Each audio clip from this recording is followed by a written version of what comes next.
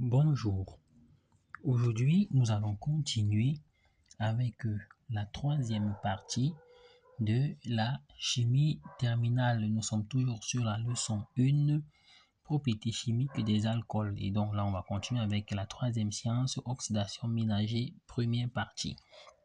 Et donc, lorsqu'on parle d'oxydation ménager, donc une oxydation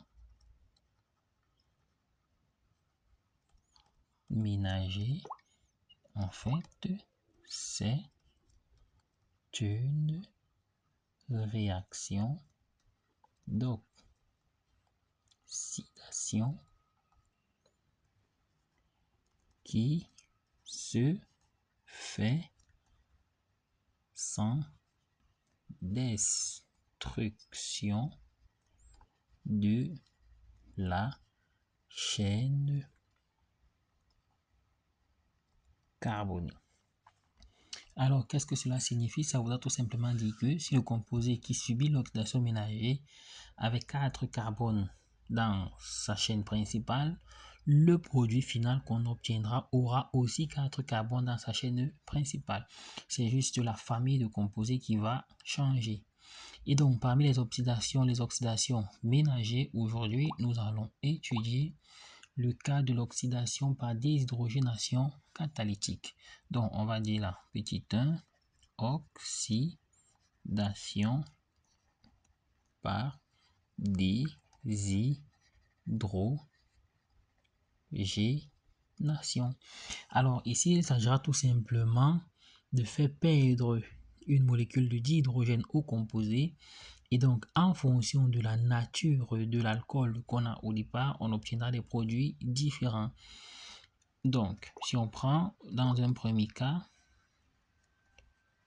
un alcool primaire, alors la formule générale brute d'un alcool primaire, c'est du RCH2OH.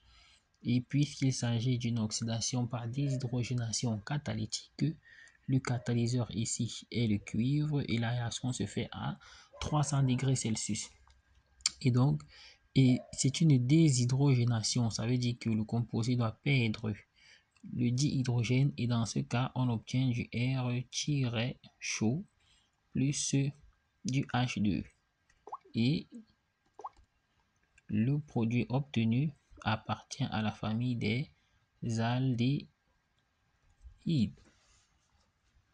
Et donc, si on prend le deuxième cas, pour les alcools secondaires, alors la formule générale d'un alcool secondaire, c'est du R-CH-R'-OH.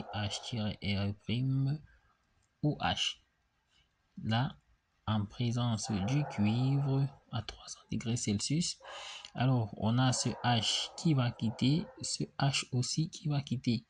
Et du coup, on obtient du R-CO-R'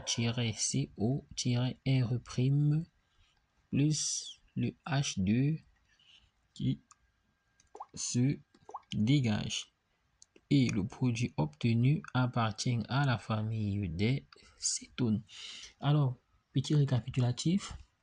Lorsqu'on fait dans l'oxydation par déshydrogénation catalytique, lorsqu'on a un alcool primaire, l'oxydation d'un alcool primaire conduit à un aldéhyde et celui d'un alcool secondaire conduit à une cétone.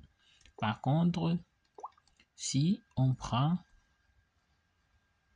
un alcool tertiaire, la réaction est impossible.